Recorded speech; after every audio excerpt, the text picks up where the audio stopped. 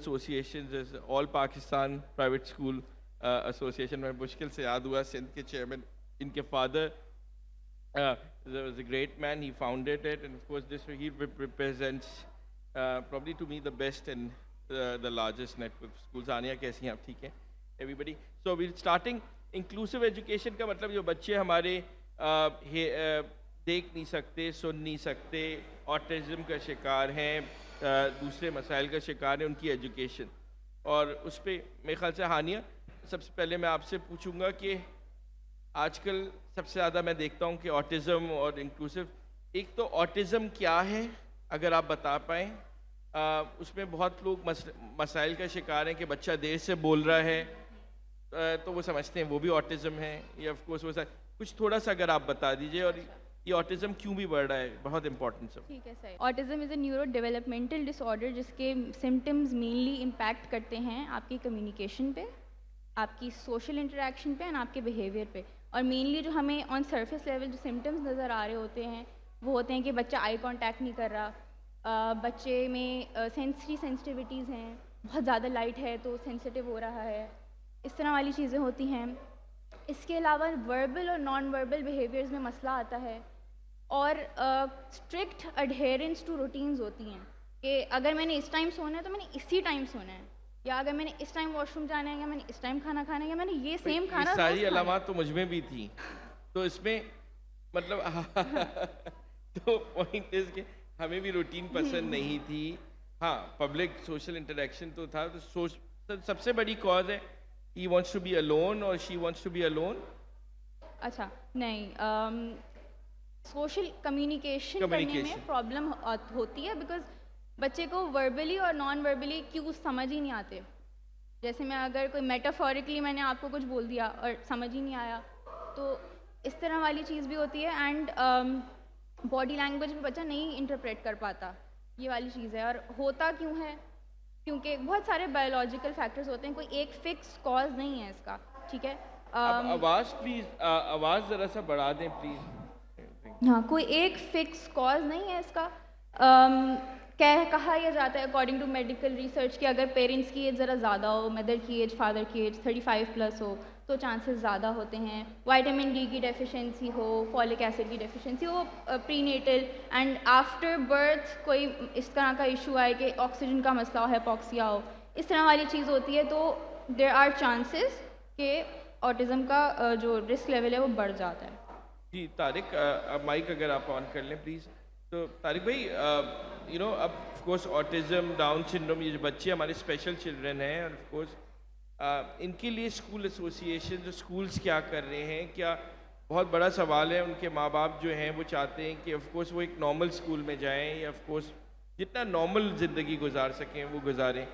आप लोग क्या कर रहे हैं स्कूलिंग सिस्टम में तारिक इसमें? जी बिल्कुल, देखिए बड़ा इम्पॉर्टेंट पॉइंट है, और गवर्नमेंट ऑफ सिंध के साथ मिलकर जो है हम इंक्लूसिव स्कूल्स पे काम कर रहे हैं, और अभी उसका एक मैकेनिज़्म ऑफ चीज़ें बन रही हैं। कुछ मॉडल स्कूल्स आइडेंटिफाई किए गए हैं, जो मेन स्ट्रीम स्कूल्स थे उनको एज अ टेस्ट रन जो है वो स्टार्ट किया जा रहा है, और इंशाल्लाह इन द कमिंग सेशन जो है वो उनको as a inclusive school declare करके वहाँ पे प्रॉपर करिकुलम और उनको लिया जाएगा। लेकिन ऑब्वियसली इन अ स्टार्ट जो है हम ये नहीं कह सकते कि हम सारे बच्चों को ऑन बोर्ड ले रहे होंगे। हाँ, the one with the mild symptoms जो हैं उनको हम ज़रूर ऑन बोर्ड ले रहे हैं, ताकि हमारी टीचर्स जो हैं वो आहिस्ता आहिस्ता यूज़ टू होंगे, ट्रेनिंग्स होंगी। अच्छा, इसमें गवर्नमेंट ऑफ सिंध के साथ मिलकर जो है हमने C-ARTS एक इदारा है, वहाँ पर हमने बच्चों की टीचर्स की ट्रेनिंग करवाई है बाकायदा, और उन ट्रेन टीचर्स को अब उन स्कूल्स के अंदर ऑब्वियसली उन बच्चों को डील करना, टैकल करना, उनको स्टडीज़ लेके चलना, ये सब सिखाया जा रहा है। और इंशाल्लाह इन द कमिंग सेशन जो है जो अगस्त से स्टार्ट होगा, तो वो टीचर्स ट्रेंड भी हो चुके होंगे और वो बच्चे भी आ चुके होंगे, तो वो हम एक टेस्ट रन करके देखेंगे। अभी इनिशियली हमने अगर कराची को हमने अगर एज अ मॉडल बनाया है, तो हर डिस्ट्रिक्ट के अंदर हमने 3 स्कूल लिए हैं। अच्छा, तो प्राइवेट स्कूल्स हैं वो, और वो मेन स्ट्रीम स्कूल्स हैं जिनको हमने एज अ मॉडल बना रहे हैं। तो हर डिस्ट्रिक्ट के अंदर एक देखा जाए तो 6 डिस्ट्रिक्ट्स हैं, तो हम फिर 18 स्कूल्स को कैटर कर रहे होंगे एट अ टाइम। तो वो एक साल रन होगा, फिर इंशाल्लाह आगे जाकर हम सारे स्कूलों को इंक्लूसिव स्कूल डिक्लेयर करने में उस पोजीशन में आ चुके होंगे। जी रिजवान साहब हमारे साथ हैं। रिजवान साहब माइक अगर आप करीब कर लें। रिजवान साहब, आप इस बारे में और इंक्लूसिव एजुकेशन के बारे में मेरे ख्याल से आप you run the biggest one of the biggest schools in Pakistan और इस्लामाबाद में भी आप लोग के स्टार्टिंग ऑपरेशंस। अस्सलामुअलैकुम। जी तो जहाँ तक बात इंक्लूसिव की हो रही है और जो हम सिंध गवर्नमेंट की बात कर रहे हैं और बहुत अच्छा इनिशिएटिव है, लेकिन इसकी बेसिक्स पे अगर आते हैं तो हमारे ख्याल से सबसे पहले हमें अपनी सोच और अपनी सर एक मिनट, अगर आप नेक्स्ट रूम से प्लीज़ उनसे कह दें कि माइक क्लोज कर दें तक। थैंक यू जी। मैं ये बात कर रहा था कि अगर हम सबसे पहले सोसाइटी पे काम करें, हम आप सब अपनी सोच को बदलें। इंक्लूजन को इतना मुश्किल काम नहीं है, ये सब हमारी अपनी सोच पर डिपेंड कर रहा होता है। जहाँ तक स्कूल्स का ताल्लुक है, वो तो बहुत ज़रूरी है कि स्कूल्स को इस पैटर्न पर कन्वर्ट किया जाए, लेकिन मोस्ट रिकमेंडेड ये है कि फोरम्स के साथ, जैसे आपका फोरम है, ऐसे और फोरम्स में हम लोगों को डायरेक्टली सोसाइटी को चेंज करने की कोशिश करें, क्योंकि सिर्फ स्कूल के इंक्लूसिव होने से बच्चे की लाइफ पे इम्पैक्ट पड़ेगा लेकिन मुकम्मल नहीं होगा। और अगर उसको प्रॉपरली आपने रिहैब करना है और उसको बाकी एक कारामद शहरी बनाना है, तो उसके लिए आपको पूरी सोसाइटी को चेंज करना पड़ेगा। तो उसके लिए ये बेस्ट है कि आपके फोरम्स और इसी तरह मीडिया को यूटिलाइज़ किया जाए ताकि लोगों का बेसिक कॉन्सेप्ट चेंज किया जाए। और दीवा क्या कर रहा है इसमें, ज़रा सा आप सर जहाँ तक दीवा का ताल्लुक है, दीवा स्पेशल एजुकेशन में तमाम सेक्टर्स को कैटर आपके कर रहा है। वालिद साहब ने स्टार्ट किया? जी बिल्कुल, अल्हम्दुलिल्लाह इसको 60 ईयर्स हो चुके हैं और इस वक्त पाकिस्तान का सबसे बड़ा इदारा है। इसमें हम हेयरिंग इम्पेयर्ड के लिए प्रॉपर स्कूलिंग कर रहे हैं, nursery till graduation normal education के साथ, और उसमें बहुत सारी प्रॉपर उसकी वोकेशनल ट्रेनिंग्स भी हो रही हैं। इसी के साथ जो अदर इम्पेयरमेंट्स हैं लाइक ऑटिज़म, स्लो लर्नर और अपना डाउन सिंड्रोम, उन सबको भी कवर करते हैं। इसी में पैरेलल हमारा एक बहुत इंपॉर्टेंट प्रोजेक्ट है जिसमें हमारा एक नॉर्मल स्कूल है जो कि as a inclusive school run होता है, जिसमें हर क्लास में स्पेशलिटी के साथ बच्चे मौजूद हैं जो कि रेगुलर एजुकेशन ले रहे हैं। वो एक बहुत प्रॉपर कॉन्सेप्ट है जिसमें अच्छा रिजल्ट आ रहा है। लेकिन इन सारी चीज़ों के साथ मैं दोबारा वही बात करूँगा कि जब तक सोसाइटी इंक्लूसिव नहीं होगी, एक्सेप्टेंस नहीं होगी, इन सारी चीज़ों का इम्पैक्ट पूरा नहीं हो पाएगा। हानिया, मैं पूछना चाहता हूँ कितना इम्पोर्टेंट है, सबसे मुझे तो लगता है bottleneck are the parents, जो एक्सेप्टेंस ही नहीं कर पाते कि उनके बच्चे के साथ कुछ होता है। अर्ली इंटरवेंशन कितनी ज़रूरी है इन केसेस में कि स्पीच थेरेपी आपने सही टाइम पे नहीं दी कि मेरा बच्चा सही है, या ऑफ कोर्स कोई ऑटिज़म है या उसे कोई और PTSD है हो गया। How important are the parents in this? देखें, पेरेंट्स का तो सबसे डायरेक्ट लिंक ही बच्चे से है ना, तो पेरेंट्स की इन्वॉल्वमेंट तो सबसे इम्पॉर्टेंट है और पेरेंट्स की एक्सेप्टेंस भी सबसे इम्पॉर्टेंट है। तो जब तक पेरेंट्स नहीं एक्सेप्ट करेंगे कि हमारा बच्चा ठीक है, my child has autism, it's okay, जब तक दुनिया कैसे एक्सेप्ट करेगी? वरना हम इसी चक्कर में फंसे रहते ना कि यार वो क्या कहेगा, ये क्या कहेगा, मेरा बच्चा ऐसा है। इस चीज़ से बाहर निकलने की ज़रूरत है। Autism is not a weakness, it does not make you less than. ठीक है, अल्लाह ताला ने हम सबको स्ट्रेंथ्स और वीकनेसेस के साथ पैदा किया है, भले हम न्यूरो डाइवर्जेंट हो, भले हम न्यूरोटिपिकल हों, ठीक है। तो यस, ऑटिस्टिक चिल्ड्रन में struggle with social interactions, but उनकी मेमोरी एक्सीलेंट होती है, उनकी क्रिएटिविटी एक्सीलेंट होती है, उनकी प्रॉब्लम सॉल्विंग एक्सीलेंट होती है। तो इंस्टेड कि हम उनकी लिमिटेशंस पे फोकस करें, हमें उनकी स्ट्रेंथ्स पे फोकस लेना चाहिए, उनको आइडेंटिफाई करना चाहिए और उसको बिल्ड ऑन करना चाहिए। आप कोई मुझे अब बताइए कि अगर हम अर्ली इंटरवेंशन स्पीच थेरेपी में कर लें तो इसका कितना फ़ायदा है, या ऑटिज़म में? नहीं, देखिए बहुत फ़ायदा है। बच्चा जब तक अपनी नीड कम्युनिकेट ही नहीं कर पाएगा तो वो चिड़चिड़ा रहेगा मुस्तकिल। तो अर्ली इंटरवेंशन बहुत इम्पॉर्टेंट है इस सेंस में कि बच्चे को थोड़ा बहुत भी कम्युनिकेट करना आ जाए, साउंड्स निकालना आ जाए, किस तरह भी, वर्बली भी या नॉन वर्बली भी। तो ये चीज़ तो फिर बहुत I think let's be honest, तारे ज़मीन पे है जो मूवी आई थी आमिर खान की, दैट समहाउ बहुत सारे लोगों को पता ही नहीं था। तो मेन स्ट्रीम मीडिया का कितना इम्पोर्टेंट, जबकि वो इंडिया में थी थी, उससे पहले पाकिस्तान में उन लोगों को बोंगा कह देते थे, अजीब अल्फाज से गुजारते थे। तारिक भाई, स्कूल्स में आप कभी देखते हैं एक नॉर्मल चाइल्ड जो है, जो क्लासरूम में आया हुआ होता है, पेरेंट्स बताते नहीं हैं, एडमिशन करा देते हैं, and then of course teachers get to know. कितना इम्पोर्टेंट है स्कूल्स की इंटरवेंशंस क्लासरूम में, और फिर उन्हें स्पेशल नीड्स के लिए, उनके लिए एजुकेशन ज़्यादा। ऐसे कोई वाक़या हुए हैं आपके स्कूल्स में? जी बिल्कुल। देखें, जैसे ये सही बता रही थी कि डिनाइल फेज़ में होते हैं पेरेंट, और एक नॉर्मल फैमिली कॉन्सेप्ट ये होता है ना कि स्कूल जाएगा तो शायद सही हो जाएगा, और घर में शायद ये अकेला है या ये सबसे छोटा है, तो ये इस तरह से रिएक्ट कर रहा है। तो बहुत से केसेस में वो मामला बेहतर भी हो जाते हैं। जैसे स्पीच डिले होता है बच्चों का, तो वो जब बच्चों में आके बैठते हैं, वो एक इन्वायरमेंट क्रिएट होता है, तो वो फिर बोलना भी शुरू कर देते हैं जी। तो ये तो हमने खुद एक्सपीरियंस भी किया अपने स्कूल्स में। अब अर्ली मेरे ख्याल से किंडरगार्टन में इसलिए भेजते हैं Yes. कि वो सोशलाइज कर सके Exactly, और वो exactly. सीखे। जी तो सोशलाइजिंग, स्पीच थेरेपी, सब चीज़ें हो जाती हैं। लेकिन हाँ, बहुत से केसेस में हम ये भी देखते हैं कि पेरेंट डिनाइल फेज में था। अच्छा, अब हमने स्कूल में ऑब्जर्व कर लिया, अब हम जब पेरेंट को बुला के उनको प्रॉपर कह रहे हैं कि आपको उसको थेरेपी कराना है या किसी को दिखाना है, तो आप हमसे भी गाइडेंस लें, चीज़ें करें, तो वो इतना डिनाइल फेज में होता है, वो एग्रेसिव हो जाता है। कहते हैं नहीं ये ऐसा कुछ नहीं है, आपके टीचर काबिल नहीं है, ऐसा कुछ नहीं है, स्कूल का एनवायरनमेंट ऐसा है, कुछ है। अच्छा, जब वो 2-3 स्कूल चले जाते हैं ना, वहाँ सब जगहों से जब उनको एक रिस्पॉन्स मिलता है, फिर शायद वो एक्सेप्टेंस उनकी डेवलप होनी शुरू होती है। लेकिन बहुत से केसेस में जो अच्छे एजुकेटेड पेरेंट होते हैं, और आजकल वो देख भी रहे हैं कि जिस तरह से मसाइल चल रहे हैं, तो वो कोप अप भी करने की कोशिश करते हैं, टीचर्स के साथ काउंसलिंग भी सेशन अटेंड करते हैं। क्योंकि देखिए, ये स्कूल अकेला नहीं कर सकता, इसमें फैमिली इन्वायरमेंट भी बहुत ज़रूरी है, पेरेंट का इन्वॉल्वमेंट भी ज़रूरी है, इवन सिबलिंग्स जो हैं वो भी इनके साथ अकोमोडेटेड होने चाहिए। तो ये एक ट्राइंगल है जो अगर सही तरह चले तो बच्चे फिर अच्छे ग्रूम भी हो सकते हैं। क्योंकि मैंने जितनी रिसर्च की हुई है कि अगर छोटा बच्चा होता है, उसको आप उसी एज में अगर उसको आप शेप देने की कोशिश करें, उसको सिखाने की कोशिश करें, तो बहुत से मसाइल जो हैं वो आगे जाकर हल हो सकते हैं। लेकिन हम अनफॉर्चुनेटली हमारी सोसाइटी में हम जब बच्चा बड़ा हो जाता है, जब हम उसको आइडेंटिफाई करते हैं, उस वक्त बहुत देर हो चुकी होती है। जी जी रिजवान भाई, आपके पास तो पर्पस बिल्ट एक एनवायरनमेंट है। You have now open one of the best swimming pools in Karachi. Horse riding आपने मुझे बताया कितने अच्छे इफेक्टिव है। कोई नई आपने थेरेपीज़ आप बात कर रहे थे कि ऑफ कोर्स आपने इंट्रोड्यूस कराई हैं, उसके रिजल्ट्स। देखिए, जहाँ तक थेरेपीज़ की बात कर रहे हैं और आपने भी कहा कि जी हॉर्स राइडिंग और ये सब, हॉर्स राइडिंग ऑटिज़म के लिए एक बहुत ही इंपॉर्टेंट थेरेपी है, जो कि उसका कॉन्फिडेंस बिल्डिंग के लिए बहुत इंपॉर्टेंट है, जो कि नॉर्मली पाकिस्तान में तो ना होने के बराबर। हमने इसका इनिशिएट लिया लास्ट ईयर से, हम उसको इम्प्लीमेंट कर रहे हैं, उसका बहुत अच्छा रिजल्ट है।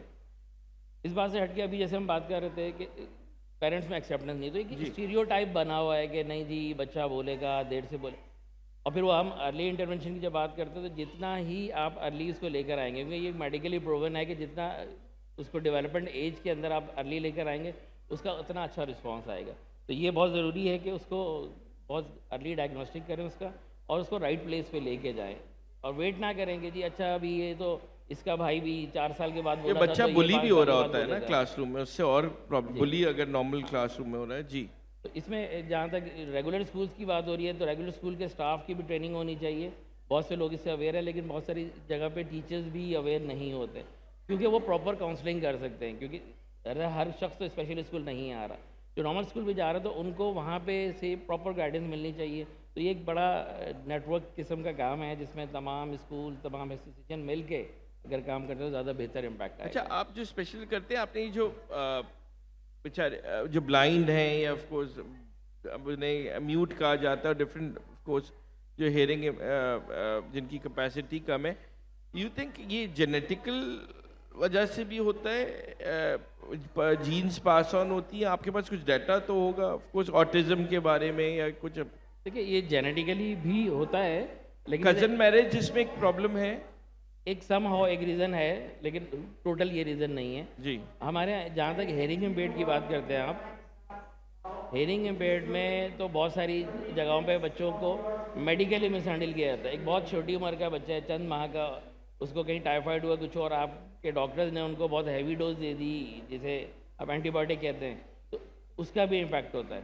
तो बहुत सारे छोटे छोटे फैक्टर्स हैं, लेकिन जेनेटिकल इश्यूज भी कहीं ना कहीं इन्वॉल्व होते हैं ना। जी, and I want to add something on this, the causes. देखें बहुत कितना इम्पोर्टेंट है शादी से पहले भी स्क्रीनिंग थैलेसीमिया के बारे में और चीज़ों, और ये कोई मायूब बात नहीं है ऑफ कोर्स।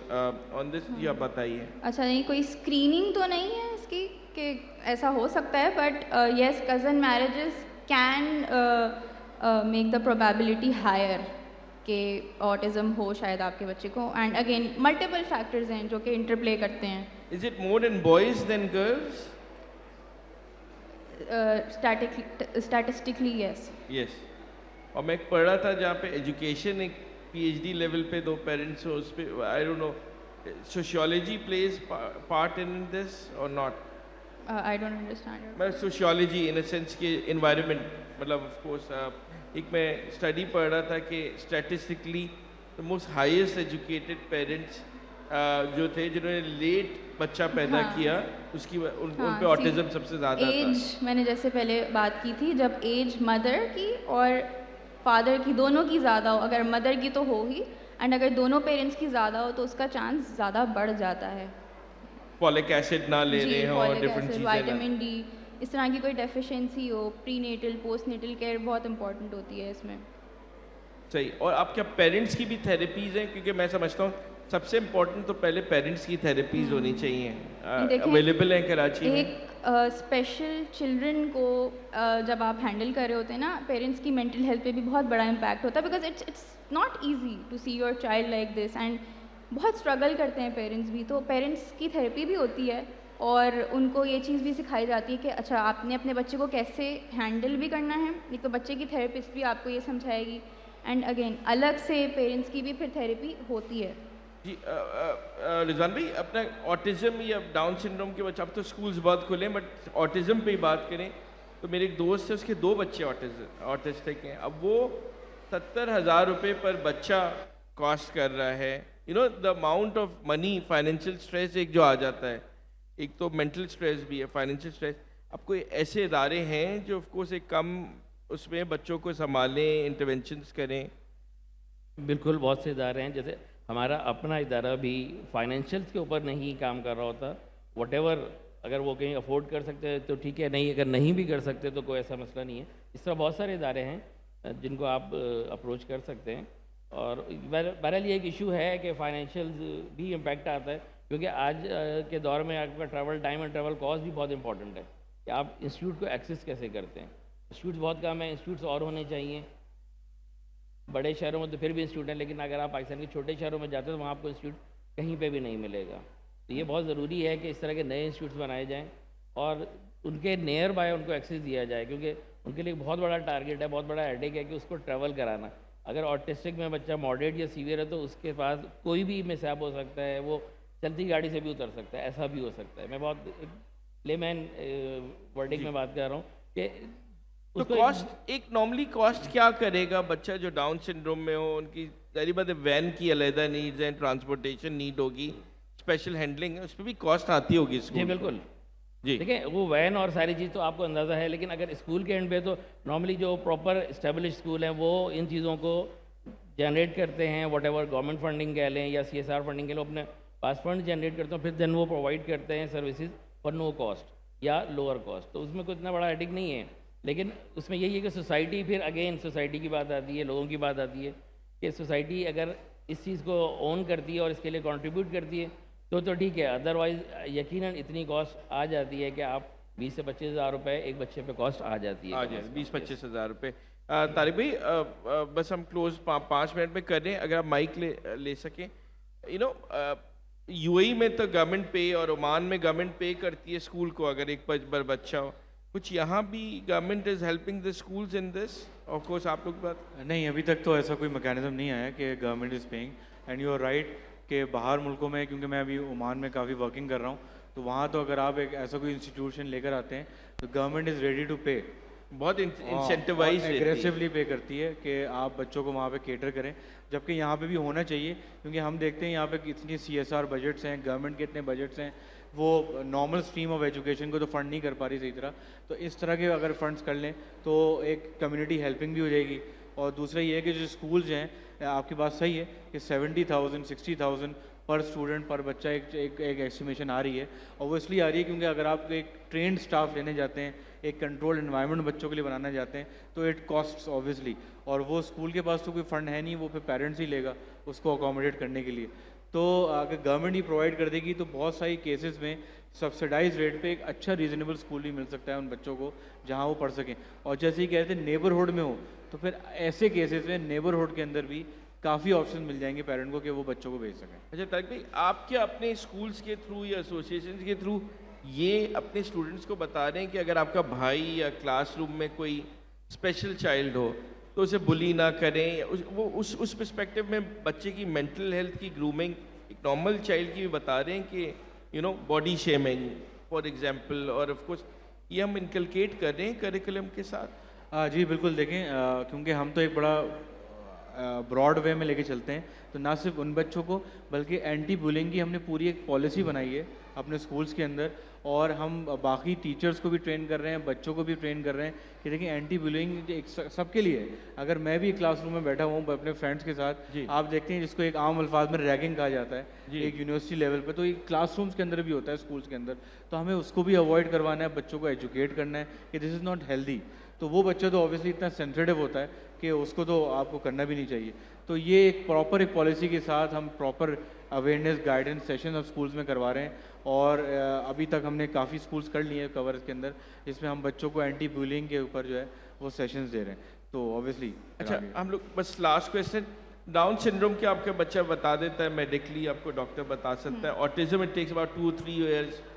स्पीच थेरेपी के आजकल इश्यूज आ रहे हैं कि उसमें एक क्योंकि अब दादा दादी घर में नहीं होते, स्टोरी टेलिंग उस तरह से नहीं हो रही, सोशियोलॉजी चेंज हो गई है, पेरेंट्स अलहदा रहते हैं, तो एक बच्चा है या 2 बच्चे हैं, ऑफकोर्स वो देर से सीख रहा है बोलना भी, बच्चा स्कूल जाके सीख रहा है 4 साल की उम्र में, 3.5 साल, जबकि पहले जल्दी बोलते थे। कितना इम्पोर्टेंट है, और स्क्रीन टाइम भी आ गया अब, हाउ इम्पोर्टेंट। अब मैं देखता हूँ कि 1-2 हमारे दोस्त, उनके बच्चे कार्टून की ज़ुबान में बात कर रहे हैं, ऑफकोर्स एक्सेंट भी वो पिक करें। इम्पोर्टेंट के पेरेंट्स क्या करें, ये बताइए सबसे इम्पोर्टेंट।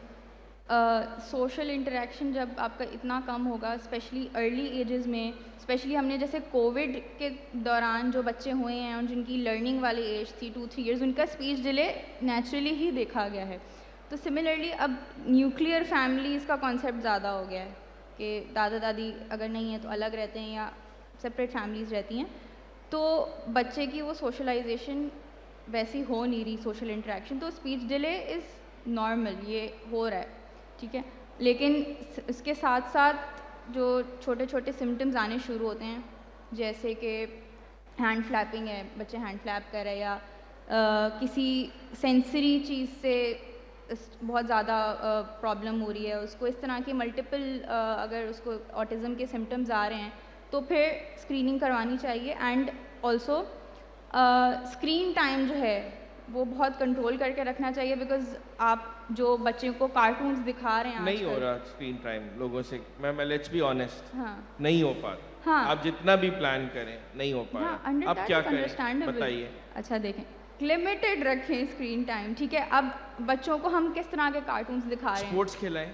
हाँ देखें, मैं ये नहीं कह रही कि स्क्रीन टाइम बिल्कुल एलिमिनेट कर दें, ठीक है, रखें स्क्रीन टाइम बट लिमिटेड रखें, और उनको उस तरह के कार्टून्स दिखाएं जो कि स्टिमुलेटिंग कम हो। जैसे आजकल ये कोकोमेलन चल रहा है और बहुत सारे कार्टून्स हैं, ये इतने कलर्स होते हैं, इनमें मुस्तकिल चेंज हो रहे हैं, ये दीज आर सो स्टिमुलेटिंग कि बच्चा बस ऐसे देखता रहे और स्क्रीन से चिपका रहे। इंटरैक्टिव नहीं है। हाँ, देर नॉट, एक तो इंटरैक्टिव भी नहीं है, और अगर हम पिछले टाइम की, थोड़े टाइम पहले की बात करें, 2000s की बात करें, तो हमारे हम जो कार्टून देखते थे वो थोड़े स्लो गोइंग होते थे। अब है सब भाग रहे हैं, ये वो, मतलब इट्स सो स्टिम्युलेटिंग कि बच्चे की अटेंशन स्पैन भी बिल्कुल ख़राब होने लगती है इससे। क्या प्रोसेस फूड भी इन्वॉल्व है, बहुत ज़्यादा process food in mothers and fathers dietary health, तो उसकी वजह से आगे इश्यूज आते हैं? हो सकता है, हो सकता है, one of the factors, one of the factors. और अगेन हम स्क्रीन टाइम कम्प्लीटली एलिमिनेट नहीं कर सकते, बट हम बच्चे को, आंखों की भी प्रॉब्लम हो रहे हैं बच्चों में, हाँ, यू नो आई बॉल्स के and everything because of excessive screen times, right. तो thank you for this session, I just wanted to have this very important session, ये बड़ा इंपॉर्टेंट है बताना। तो थैंक यू तारिक भाई, जो doing some wonderful work in inclusive education में।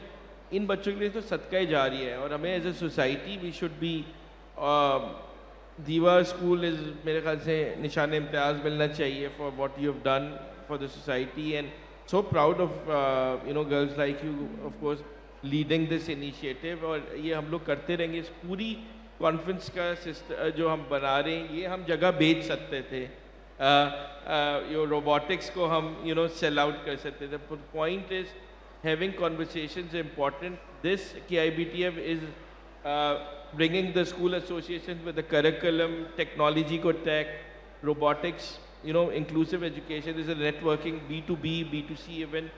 और आइडिया यही है कि ऑफ कोर्स हम एक दूसरे से सीखें, बिजनेस करें, कोई बुरी बात नहीं है ना। एक जो हमारे यहाँ है कि हर चीज़ का कारोबार चलेगा तो मुल्क चलेगा, राइट। एंड स्कूल को मैं कहता हूँ is a treat them as like a business, ये कोई बुरी बात नहीं है, इट इज़ अ बिजनेस, आप प्रॉफिट के लिए हैं और बनाएं। बट ऑफ कोर्स हाँ, ये चॉइस थी आपके पास कि आप इंजीनियर बन सकते थे या कुछ और, तो you are in one of the most noblest of professions. जी, मेरा नाम इरफान है और मैं कराची यूनिवर्सिटी में एज अ फैकल्टी मेंबर हूँ और मेरे सब्जेक्ट्स हैं entrepreneurship, communications, marketing, etcetera etcetera. इसके अलावा मुझे ज़रा इंपोर्ट एक्सपोर्ट का, ट्रेड का भी एक्सपीरियंस है। मैंने अभी दीवा एकेडमी का स्टॉल मैंने विज़िट किया, तो मैंने ये देखा कि इतनी अमेजिंग किस्म की पेंटिंग्स, इतनी क्रिएटिव किस्म के मार्कर पॉइंटर का जो वर्क था वो था, लेकिन वो इतना हाईलाइट नहीं होता है। हम मोस्ट ऑफ टाइम डिस्कस कर रहे होते हैं, जैसे कि मैडम हानिया ने कहा, मोस्ट ऑफ टाइम हम डिस्कस कर रहे होते हैं उनकी वीकनेसेस पे, उनकी स्ट्रेंथ्स को हाईलाइट नहीं हो रहा होता। बहुत अच्छी। तो वो कैसे होगा? वो एक बुक्स के अंदर एक शेल्फ में एज इट इज रखा हुआ था, लेकिन उसको उस तरीके से डिस्प्ले भी नहीं होता है। और वो मैं कंसिडर करता हूँ कि वो हमारे हीरोज हैं। बिल्कुल बिल्कुल, उनके पेरेंट्स भी हीरोज हैं, वो भी हीरोज हैं। उनके पेरेंट्स तो हीरो का लफ्ज़ एक छोटा सा है, क्योंकि मेरे पास ऐसे भी स्टूडेंट्स आते हैं मैं थोड़ा सा बड़ा टाइम ज़्यादा ले रहा हूँ कि दे आर मतलब दे कैन नॉट सी। मैं इटारियो में भी गया, मैंने वहाँ देखा कि वहाँ के जो स्टूडेंट्स हैं वो इंग्लैंड की यूनिवर्सिटी में इंग्लिश पढ़ा रहे हैं। और सेकंड थिंग्स, मैंने जो बात की, जो आपने कहा कि स्क्रीन टाइम बहुत ज़्यादा हो गया है, तो हम एजुकेशन की फील्ड में हैं तो क्यों ना हम स्पोर्ट्स को के मार्क्स रखते हैं। अगर क्लासरूम में हमारे स्टूडेंट्स जो होते हैं, मेरा बेटा वहाँ पढ़ता है बहरिया यूनिवर्सिटी में, तो वो पार्टिसिपेट नहीं कर पा रहा होता है। ग्राउंड्स बहुत हैं, ग्रासी ग्राउंड बहुत हैं। मैं तो एडमिशन इसलिए भी कराया था ताकि वो स्पोर्ट्स एक्टिविटी को ज़्यादा कर सके। लेकिन वो कहते हैं पढ़ाई के लिए जिनको स्पोर्ट्स के लिए जाना है, उनको अपनी क्लास को जो है मिस करनी पड़ेगी, और ड्यूरिंग एग्जाम्स में भी। तो क्यों ना हम अदब और मैनर्स को भी, स्पोर्ट्स को भी अपने सिलेबस में क्यों ना डाल देते हैं हम। अगर उसके मार्क्स रख देंगे तो पेरेंट्स कहेंगे हाँ तुमने अदब करने के मार्क्स कितने मिले। और स्पोर्ट्स में फुटबॉल खिलवाएं, और उनको नहीं जो बहुत ज़्यादा एक्सपर्ट होते हो, जो क्लास के अंदर बिल्कुल डल बैठता हो, जो कुछ उसको भी खिलवा देना हो। वो जरूर थोड़ी कि हमने कोई हीरो कोई बहुत खैर मेरा ये कमेंट है। Thank you very much. Thank you professor साहब। और बिल्कुल सही है। किसी और का कोई सवाल है तो प्लीज़ कर लें। जी आप बात कीजिए।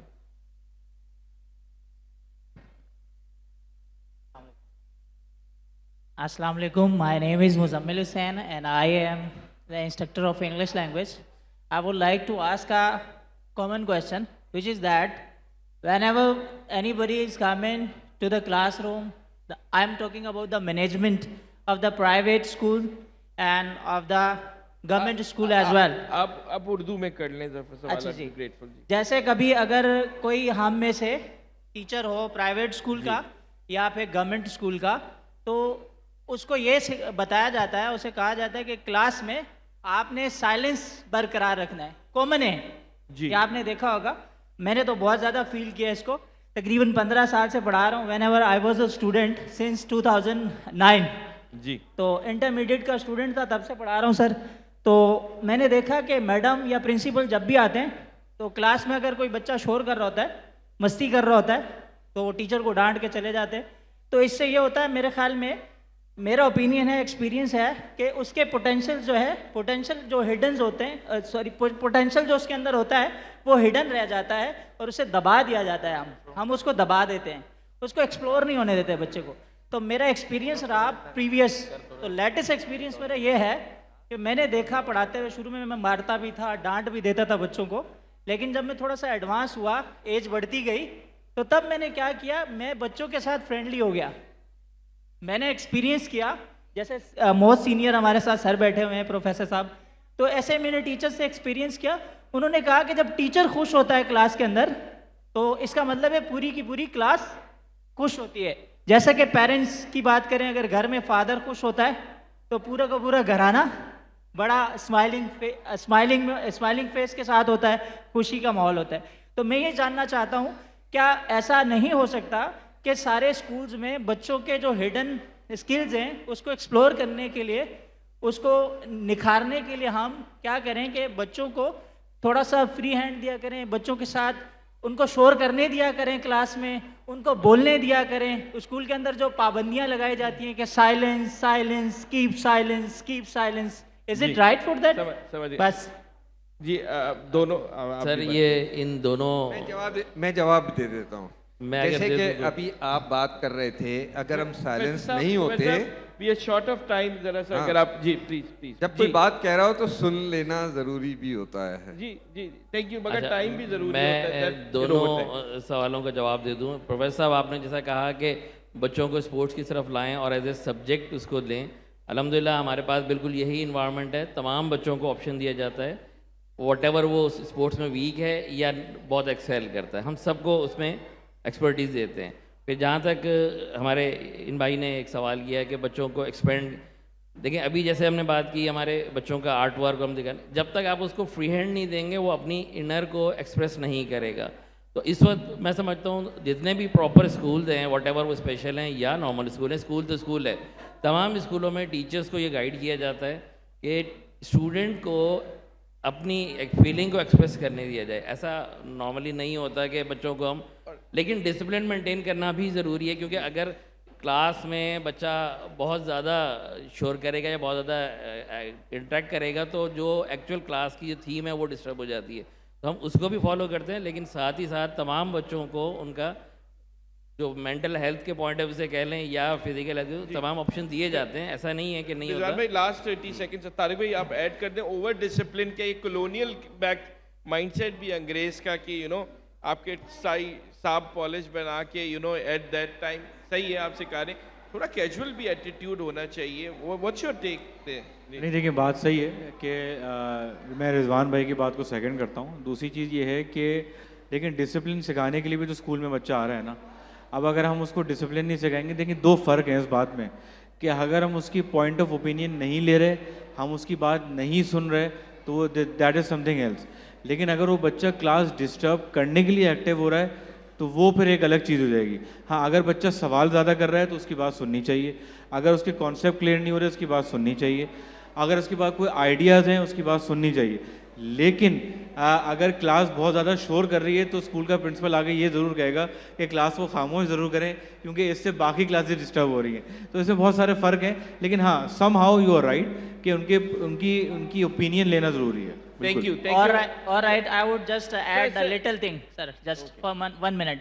ऐसा है सर जी कि उनके ओपिनियन लेना, लेकिन ओपिनियन लेना, मैं ये नहीं कहता हूँ कि शोर करने देना चाहिए क्लास में। रीज़न डायग्नोज सब किया जाता है मर्ज को, डायग्नोज करना ज़रूरी होता है मर्ज को कि ये मर्ज है कैसे, हुआ कैसे, ये क्यों हो रहा है। तो जो क्लास में शोर हो रहा होता है ना, उसके पीछे एक रीज़न होता है, वो रीज़न जानना पड़ता है। बच्चा इरिटेट तब करता है क्लास में या घर में, उसको कोई प्रॉब्लम होता है, तो you need to explore that.